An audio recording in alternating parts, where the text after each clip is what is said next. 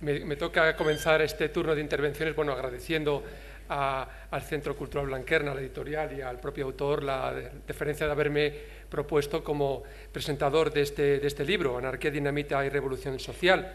Bueno, cuando a mí se me plantea este compromiso, porque no es otra cosa que digamos que un desafío el presentar un libro de esta naturaleza, de esta importancia.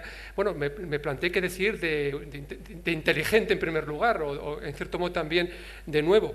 Y bueno, cuando empiezo a leer el libro de Ángel, me doy cuenta que bueno, es el final, o es en cierto modo uno de los puntos culminantes de un debate o de una línea de investigaciones sobre el terrorismo español de comienzos de siglo que ya se viene dilucidando con cierta insistencia desde hace más de 40 años. Parece que fue ayer, pero ya en el año 68 comienza a plantearse en el debate historiográfico español justamente este tipo de problemas. El recorrido, por lo tanto, que voy a intentar plantear es, en primer lugar, una puesta a punto, en cierto modo, de lo que se ha venido diciendo sobre la cuestión del terrorismo anarquista en España desde los años 60, y en segundo lugar ya hablaré de algunas de las cuestiones que más me han llamado la atención del libro de Ángel Herrerín.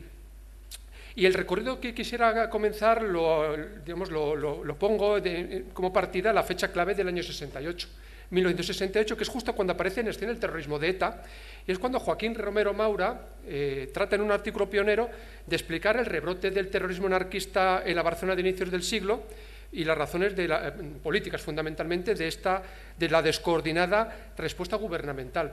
Que yo recuerde, es la primera vez que desde un punto de vista, digamos, claramente científico, se está tratando estas cuestiones por parte de un especialista. A continuación ya vienen otro tipo de trabajos que están ya claramente enfocados a este tipo de problemática. Y digamos que lo que yo detecto es que digamos, las aportaciones historiográficas sobre la cuestión se han ido sucediendo, acumulando, enriqueciéndose década tras década.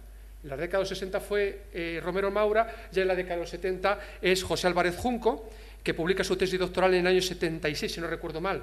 La lee antes, pero la publica prácticamente muy poco tiempo después de la muerte de Franco, sobre la ideología política del anarquismo español, en un tracto cronológico casi idéntico al que aborda Ángel Herrerín en el libro que estamos en este momento presentando. Hemos estado 10 años dando vueltas por archivos, comentando, discutiendo mucho sobre temas de este libro. Pues entonces, pues es como hablar no de un hijo, pero sí de un sobrino muy querido, ¿no?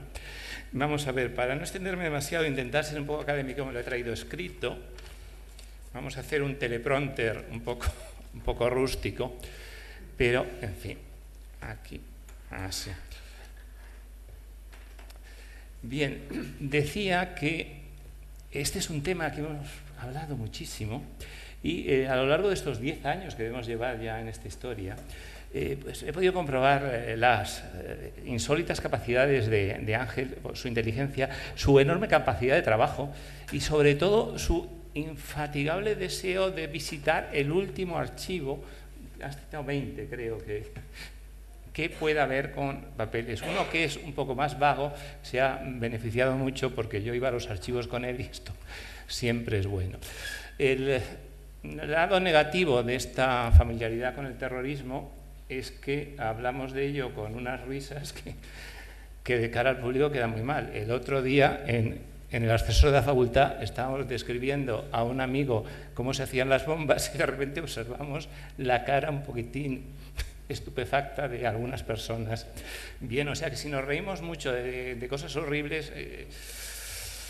Bueno, yo conocí a un guardia civil de tráfico que me dijo que a determinado accidentado le llamaban el sapo porque la rueda le había apretado el cerebro y le salían los ojos así, ¿no? Bueno, la familiaridad con el horror, pues intentaré ser serio. Bueno, el tema que hemos abordado dentro de la historia del anarquismo se pueden abordar muchas cosas. Nosotros hemos elegido la más morbosa, la más horrible, que es la violencia. Bueno, la violencia es morbosa y horrible, pero es importante. A mí me gustaría, claro, poco margen tengo de decir, ¿no? Algo con relación a lo que han hablado tanto Eduardo como Juan. Pero bueno, sí me gustaría dar algunas pinceladas que yo creo que puede ser interesante para para algunos de ustedes que no estén más familiarizados con lo que ha sido la investigación principal de esta obra, ¿no? En primer lugar, decir que, como de alguna forma ha apuntado Eduardo, la idea partió de analizar la violencia anarquista, pero no era analizar la violencia anarquista porque sí, sino que la idea que teníamos el grupo era el anarquismo tuvo una importancia determinante en España, tuvo una expansión en España, digamos, mayor que en otros países, y queríamos saber hasta qué punto la violencia tenía que ver con esa expansión del anarquismo, ¿no? Porque claro, cuando la gente piensa en un anarquista, como muy bien ha dicho Juan, pues no pensamos en un literato, en un ideólogo, sino que de alguna forma nos viene esa imagen de violencia, ¿no? Esa imagen de la persona que lleva una bomba y que va a tirar una bomba en un sitio. Bueno, pues si esa es la idea que tenemos en el imaginario, esa es la idea que ha quedado en el imaginario, pues hasta qué punto en realidad esa violencia fue importante para la implantación del anarquismo en España. Esa era la pregunta inicial. Claro, a la hora de ponerte a ver toda esa violencia que hay en finales del siglo XIX y principios del XX, tengo que decir que uno de los escritos de los muchos escritos de Eduardo González Calleja me ayudó muchísimo, porque él hablaba de que era importante separar y señalar cuáles son esas diferentes violencias que hay en ese momento.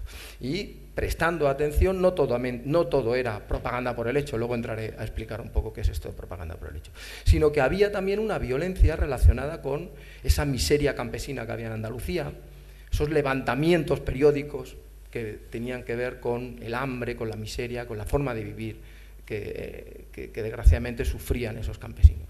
Había una violencia revolucionaria que de alguna forma tomaba como base esa miseria.